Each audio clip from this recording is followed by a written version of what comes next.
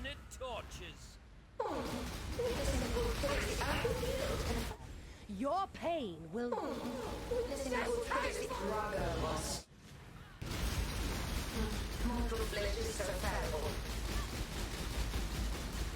Handle this.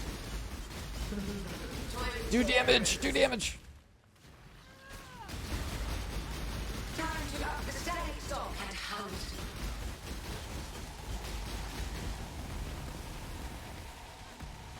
Life is so brittle.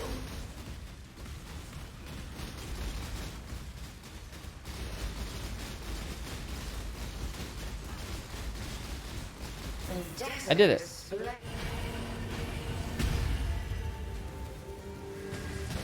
Stand still.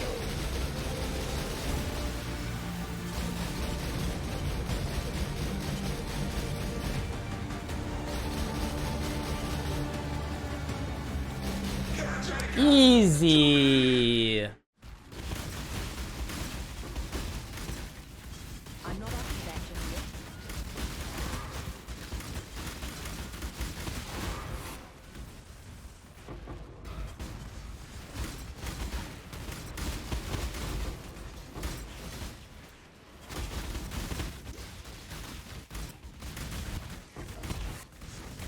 Hey guys, how's it going? Today I'm going to be walking you through my Flicker Strike build that, if you saw the last video, I spent just a handful of hours putting together. I spent another couple hours this morning kind of fine-tuning it to be more to my taste, making it a little bit more well-rounded, a little bit less glass cannon. If you've never played Flicker Strike before, hopefully that introduction and the content that you see playing on the screen right now will let you know whether you actually want to play it. It is totally okay to hate the skill or to love it. It is very, very polarizing, but it is a unique skill that, in my opinion, really defines kind of what is unique about Path of Exile. Fun fact, way back before I started to play the game, my friend showed me a clip of a Flicker Strike build that was just teleporting all over the place, blowing up the entire screen. And despite never playing it this entire time, I don't know why I didn't really give it a shot. That ability to do something so crazy in the game is really what motivated me to start playing the game in the first place. I just love that the developer of a game will allow you to do something this absolutely crazy. And if you want to play the game in an absolute ridiculous way, they let you. And I think that that's really awesome. I have tried Flicker Strike for just a little bit here or there, but that was like really early on. I don't know if I didn't invest enough into it or if there was something about the play style or something. I just bounced off of it really, really hard. And for some reason, I just never came back to it.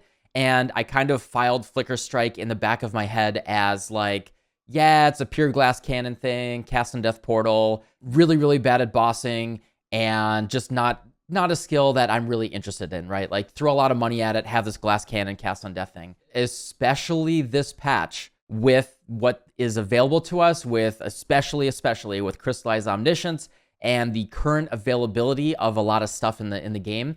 I know that this is not budget, but for about 100 exalts, which, you know, at this point in the league, in my opinion, is not absolutely crazy if you want like a luxury build to do absolutely crazy things. And you could have done this much cheaper early on in the league. I don't think that that's crazy, right? You can put together a very effective Flicker Strike build that can at least kill Maven and Cirrus, get to wave 20 to 25 Simulacrum very, very comfortably for 100 to 150x. And I think that that's pretty awesome. Not to mention that I changed a couple things this morning just to make it more comfortable, require even fewer buttons to press. You know, you see people on PoE Ninja, you're generally just going to sort by DPS, 2.5k life, you're going to see no defenses whatsoever. You know, this build is still very squishy in comparison to something that is meant to be like much more well-rounded. But I do think that I made a couple tweaks here and there that brought it more in line with something that's a little bit more comfortable, and you won't be dying too often to the point where you need cast on death portal. So yeah, let's start walking through everything that I got here, the skill and everything, and you can decide whether this is something you would like or you would not like. But I think it's very cool that Flicker Strike is in the game. Let's start walking through it, going over the build, going over some details, things that I've thought about, things that you might want to consider. You know, as always with any build, I like to just put a template out there, talk about how I did it, and I strongly encourage you to customize whatever I have done to something of your own taste if you prefer. So first off, what the heck is Flicker Strike? So Flicker Strike is, if you've never seen it before, well, you saw it at the beginning of the video, it is a melee strike movement skill. Your character will instantly teleport. It's the omae wa mo shinderu, type of thing. You teleport to a nearby monster, attack with a melee weapon. It will randomly pick, if your mouse, doesn't matter where your mouse is, if you're not targeting a monster, even you just hold down right click, you will randomly teleport to something and attack it. It will grant a buff that increases movement speed, so you can start running even faster as you're trying to get to the next monster. And it has a cooldown. It has a base cooldown of 2 seconds. However, you can expend a frenzy charge to bypass that cooldown and continue attacking. Not to mention that it does grant frenzy charges on hit. You get increased attack speed per frenzy charge. So clearly the way that you want to be building this is as a frenzy charge stacking build and really focus on a lot of attack speed. So to do this, you can do this as a Slayer as well. I vastly prefer Raider. I am just a Raider enjoyer. It's my favorite ascendancy in the game. So with a Raider, with Way of the Poacher, we get frenzy charges on kill, frenzy charges when we hit rare unique enemies, more frenzy charges, and evasion, movement, attack speed, and attack damage per frenzy charge. On top of that, we stack more frenzy charges where we can on the tree, as well as take these frenzy charge nodes for even more damage per frenzy charge that we have. And especially with this mastery, 3% damage per frenzy charge. In addition to that, you stack as many as you can. You attack very, very quickly. I think I'm at like 20 to 30 attacks per second with all of my buffs up. And then if I have Inspired Learning or Headhunter buffs, I've hit like 70, 80 attacks per second. And it's just faster than a human can control, which is pretty funny. That loss of control is really like the divisive thing, right? You're just going to be holding down right click. Your character is going to be teleporting all over the place. You're going to always have infinite frenzy charges. Also to really stack on top of that, we use Feral's Fur, which will give you a free aspect of the cat, which you do have to craft on something else. You want to link less duration support to aspect of the cat. It will automatically link with the glove skill that you have here. So you have a solo linked less duration. And then you'll see that my cat's stealth and my cat's agility are ping-ponging every 2 seconds.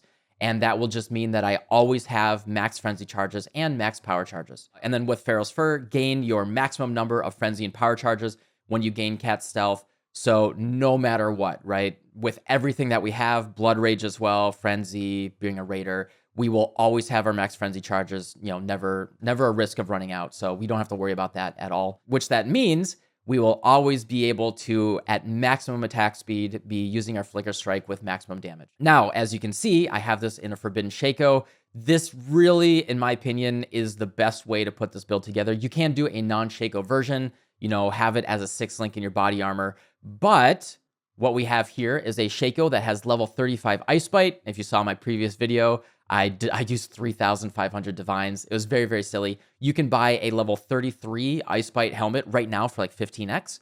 And if you want level 35 Ice Bite, and if you find a deal with something in addition, mine has power charge on crit, which is really nice. It gives us more damage per power charge. Anything like that, you can get that for about 30x right now. It's all based on finding a deal and the meta and all that. But the way the Shako works is the socketed gems are supported by the 2 gem links in the Shako itself. And the way that Ice Bite works is it scales very, very nicely with gem levels. And so by having level 35 Ice Bite, we're getting a lot of flat cold damage to our attack here. And so by stacking frenzy charges, it just has that really clean synergy with the frenzy charge stacking of Flicker Strike already, and just having a lot of flat cold damage to the point, right, where we don't really care about the flat fizz damage on our weapon. We just care about attacking as quickly as possible, doing as much damage. All of our flat damage is actually coming from the Ice Bite, which is a really cool way to kind of put a build together. And then in addition to that, as I said, I have power charge on crit. We do want the Flicker Strike damage per frenzy charge enchant. You can buy this from a lab runner. You can just go to Forbidden Trove or a trusted lab runner's Discord like Mr. Khan and find a trusted lab runner that will do this for just a few exalts. They will take your helmet for a day or two, get your helmet enchant, and you can get this fairly cheap instead of trying to spend 100x. That's really my recommended way of getting a helmet enchant these days. There's a great community of people that run lab, and they would love to hold on your helmet. Find the trusted people, but it's really a cool way that the community's come together to fix the Helm enchant problem. Flicker Strike damage per frenzy charge. As you can see, I have 10 frenzy charges. I am trying to get as many as possible. I could get even more if I spend a lot more currency, but as I said, I am trying to keep this budget. I've spent about 100 to 150x right now. In comparison to in the past, this is a cheaper way to access damage for a Flicker Strike build. Then I have it linked to Awakened Multi-Strike, which you can just do regular Divergent Multi-Strike, which is, it's like almost as good as Awakened Multi-Strike. You don't need to spend the 20x on the Awakened Multi-Strike. This is a tiny, tiny upgrade, so don't get shy about that. In addition to that, Divergent Melee Splash is incredible for clear. For my single target, I put an Awakened Elemental Damage with attacks for my single target there. And then close combat support, since we are always touching the enemy because we teleport to them, we always have the max damage with this. 40% melee damage to enemies based on proximity. We're always there, and 20% more attack speed for travel skills. Really good for just getting around really quickly when we have combat rush, and we're leap slamming around very, very fast, and just get to that next pack of mobs, blow up the entire screen. And then, as you can see, I am using Crystallized Omniscience. If you haven't built around Omniscience yet this league, and you're curious, if you're Omni curious, strongly, strongly recommend at least giving it a shot before it might get nerfed next league. It is incredibly strong, and even if it gets, a slap on the wrist or even a moderate nerf next league, I think the cool thing about Crystallized Omniscience is it's enabling more accessibility and a cheaper version to get really good damage, and especially for skills that usually it's very difficult to get elemental resistances or anything like that. Something like a lightning arrow build, something that is more traditionally glass cannon. Because of the way Crystallized Omniscience works, you can build around that, get your res all the way up, and then you get a really good baseline floor of your damage because you have very, very high elemental pen, which lets us access a lot of really other interesting mechanics for scaling our damage. And it's really, really cool. Strongly, strongly recommended. Quick little overview of how it works is all of your attribute modifiers, you can see I have my base stats right now, get converted to Omniscience instead. You can see I have about 1,500 Omniscience right now, which is considered like moderate. I haven't over-invested into this build. This is really just like a quick way to put it together. Your modifiers to your attributes will instead give you those that Omniscience. Then you get Elemental Pen per 10 Omniscience. So you can see that I have 1,500 Omniscience, which means 150 Elemental Pen, as well as attribute requirements can be satisfied. So, I have no attributes, but because I have a lot of Omniscience, that will also satisfy the required Strength, Dex, and Int for equipping my gear and my gems. So as you can see, I have ridiculous elemental res. We are basically for free, always, elemental weakness capped and frostbite capped and all that. We don't have to worry about those curses, which is really, really cool. What we want to do, obviously, is go for gear like this that has as much attributes as possible on those suffixes, and that will give us more Omniscience, more res, more damage. 1,500 Omniscience, 150 Elemental Pen, which is really, really interesting. See people still using like Frostbite to get more damage. And since we have 150 Elemental Pen, proportionally, giving them minus cold res is actually not giving it as much damage as actually just using Assassin's Mark, giving me 50 crit multi, right? So I'm using Assassin's Mark because we want to scale our crit multi. We're already penetrating so much res that using a traditional curse like Ally Weakness or Frostbite is actually less damage. And the cool thing here is I'm using Assassin's Mark with Mark on Hit support, and I'm using the Divergent version, which I bought for 1.5x this morning. And so the marked enemy actually takes increased damage. And it will automatically mark on hit. I don't have to worry about casting a curse or getting a curse on hit ring or anything like that. It's just automatically marking the enemies there. And if I didn't have power charge on crit, or if you didn't want to use a ferals, you could still use Assassin's Mark for generating power charges, which is pretty cool. That's really the foundation of the build, the combination of the Shako, the Feral's Fur, and Crystallized Omniscience, and then you just go for as much attributes as possible. A lot of this gear is really inefficient.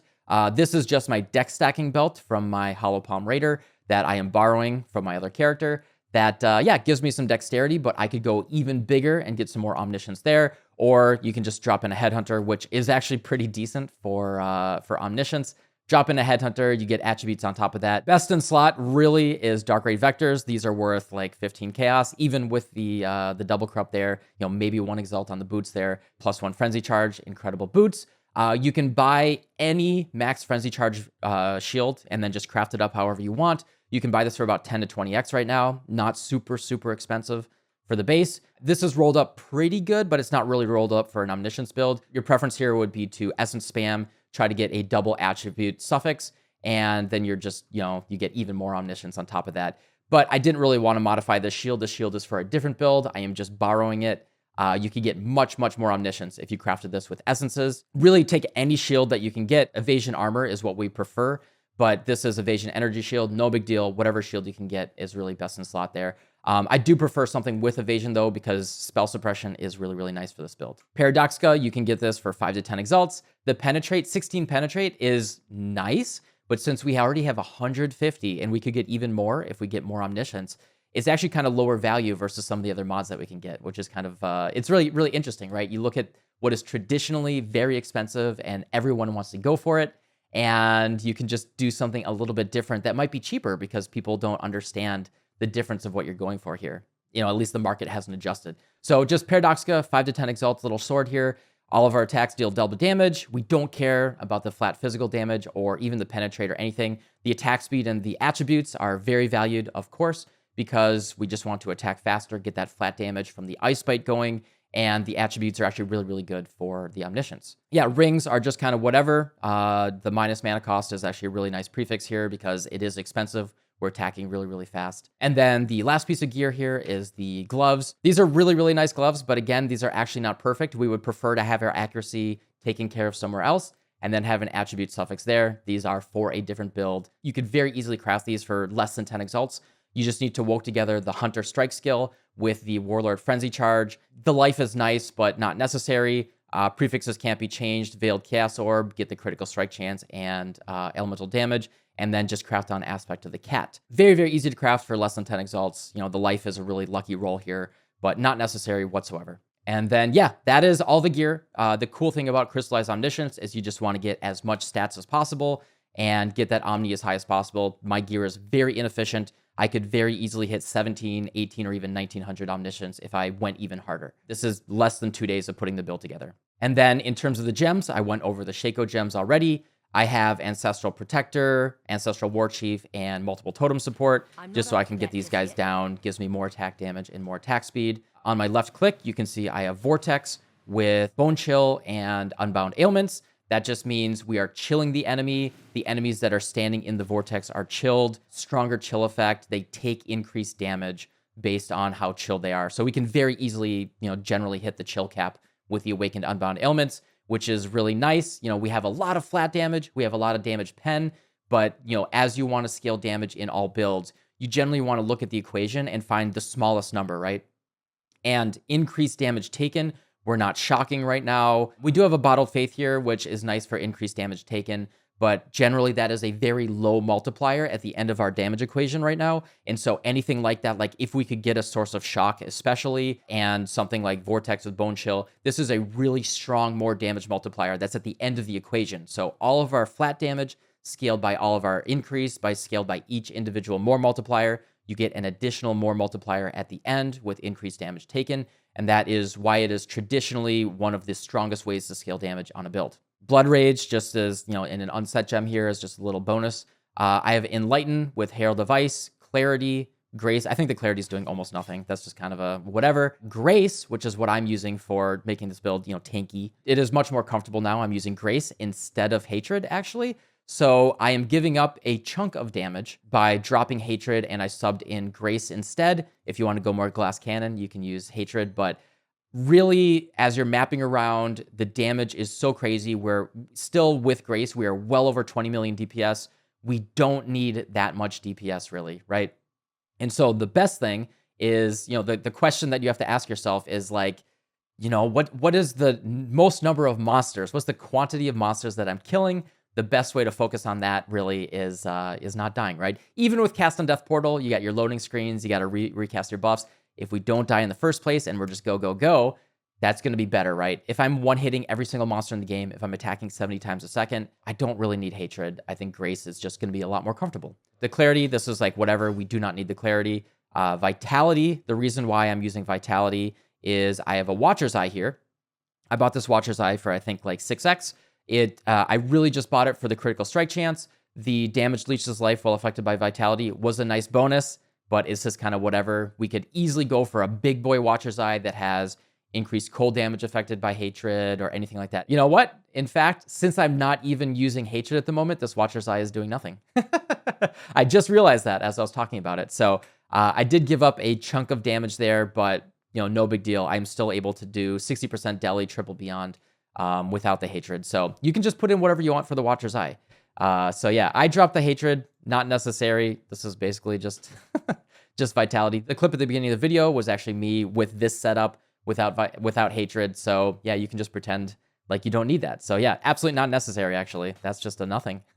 We can get a better jewel in there, which is pretty cool. Funny enough, accuracy is actually kind of difficult to get. Normally, you get a ton of that by you're a ranger. You get a ton of dexterity. We don't get dexterity because all of that is converted into omniscience, right? We are investing a little bit more than I would prefer into accuracy here.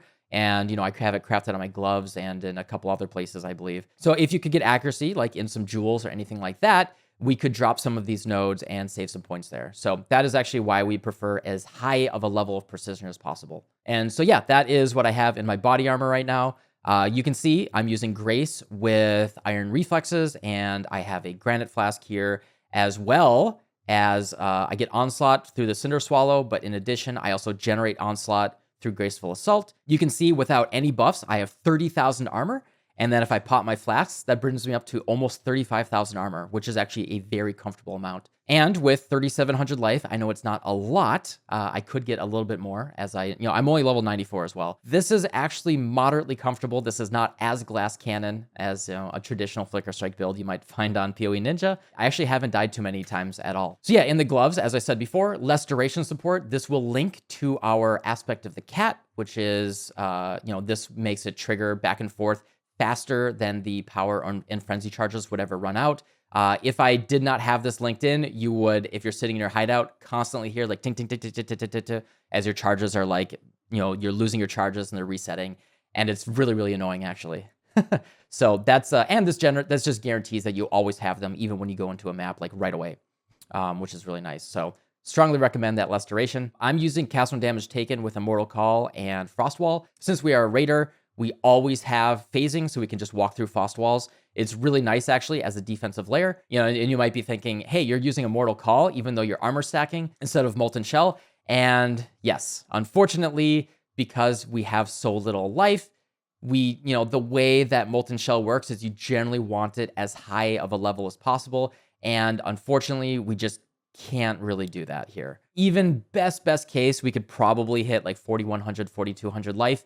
And that's just not really enough to be comfortable to trigger the Molten Shell too often. Now, I could single link somewhere like a Vol Molten Shell, like a level 21 Vol Molten Shell. That would be pretty nice as I gotta, save myself type of button. But, I don't really want to press any buttons with this build anyway. So, that is a thing you could swap in if you wanted to. So yeah, and then in the boots, as I said earlier, I have Assassin's Mark with Divergent Mark on hit, which is really nice. We're always casting Assassin's Mark, so I do strongly recommend that. And as I said before, because of the way that Omniscience works, this is straight up more damage than something like Frostbite. So strongly recommend using this. Not to mention, with Divergent Mark on hit, marked enemy takes increased damage. As I said earlier, taking increased damage is one of our best damage increases on this build. And then just Leap Slam with faster attacks, and with and fun fact, with close combat support, when you get Combat Rush, this gets very, very fast, very fast when we're in maps. So really nice value for the build. And then the passive tree, the POB is going to be in the description below. The unique thing that I did here is I very purposely did not take any cluster jewels. I wanted to make this a very easy to put together build. No cluster jewels at all. I am using an Inspired Learning, which at time of recording is 100 chaos. Very easy to just buy. Inspired Learning gives you that kind of pseudo baby headhunter feel as you're going through your maps. You do not need a headhunter at all. This is just a little bonus for funsies. That's like the big unique thing. And then taking Graceful Assault and Iron Reflexes, so I have really nice armor. Other than that, the passive tree is pretty darn standard here. There are plenty of optimizations that you could do, tweak it for yourself, however you would prefer. We do have max spell suppression. We have critical strike chance increased by chance to suppress damage, which is really good. We do have some block because we have a shield, and I do like taking some life nodes there. You know, if I play this build for a few more days, I'm going to aim for, I'm also only level 94. I am going to aim for over 4K life, which in a softcore trade, you know, glass cannon style, I think is a very comfortable amount of life where you're only going to die a couple times a day at the very most, and you can map very, very, very quickly. So Flasks, Bottled Faith, which at time of recording is actually pretty darn cheap, 5x for Bottled Faith, a Lion's Roar, Cinder Swallow with chance to avoid being stunned. I do have some chance to avoid being stunned on my jewels. So with my Flasks up, you can see I have 95% stun avoidance. I would like to get that over 100% with, you know, just get that stun avoidance on one more jewel and we're good to go. Corrupted Blood, Cold Pen, try to get as much attributes and life as possible. And that's it. That's it for my jewels. And Intuitive Leap here, Inspired Learning, and a Corrupted Blood stat jewel. And that's really all it takes for the passive tree there. You can look at the other stuff in the POB. For the Pantheons, I took Soul of Aberrath just because I hate Burning Ground. It is an absolute pain in the butt, and especially if you're doing the fire dudes from the Searing Exarch, that will save you quite a bit. The other one that I was really considering is Soul of Shikari. Getting your chaos res up is very challenging on this gear, so just reduce chaos damage taken is really nice. I'm using Soul of Lunaris. You know, we can go faster, physical damage reduction, avoid projectiles, and elemental damage taken. We are, you know, since we're not evasion, we're armor-based, we will be getting hit. Reduced elemental damage taken there is really nice. And that is really the core of the build. I think that's basically about everything. You know, walk around, you got left click with your Vortex, get your Blood Rage up, drop your totems on your single target, and hold down right click or Q or whatever you use for just flicker striking around to blow up the entire screen. Oh yeah, and then if you really want to go, you know, big D damage, you can go for Frenzy Charge Rings, which are like 150x right now. These are not necessary. With my full damage configuration, I'm over 30 million DPS. I'm like 32 million DPS. I don't need more than that. You know, I killed Cirrus, I killed Maven. I did all of the invitations yesterday. I did fail on the Feared yesterday, but that was before I went a little bit tankier. So I could maybe do the Feared. I'll try that on stream again today just to double check. I think I might be able to get further in Simulacrum and Feared today. This is really a build that is centered around map as quickly as possible. If you enjoy Flicker Strike, you either know or you don't know. In which case I would encourage you to give a shot. I was very skeptical. I did not know that I would like Flicker Strike as much as I did. And I think I'm going to stick with this for a couple more days, build it out a little bit, and just have fun playing it on stream. So yeah, hopefully that covers as much as possible. I know I went through like a lot of detail here, but I wanted to make sure that I explained my entire thought process going into this. So as I said, I only spent a couple days putting this together. I do encourage you to just look at this as a template. If you want to play Flicker Strike, give it a shot yourself and modify things however you want. You know, all of these things are tech-inable, right? You can put in Hatred, you can put in a Headhunter, go for more single target, more clear, whatever you want. But really, for less than 100x, you can put this together. Very fun, nice build. I know that's still expensive, but considering how much it's cost in the past to do this, this is actually pretty darn accessible. If you're feeling spicy, I do encourage you to give it a shot. So yeah, that is my Flicker Strike build. You know, there are many like it, but there are none exactly like it. And if you give it a shot, I encourage you to give it your own little twist and customize it yourself. If you want to see more stuff like this or more stuff not like this, you can subscribe to the channel below. And as always, thanks for watching. I'll see y'all tomorrow. Goodbye.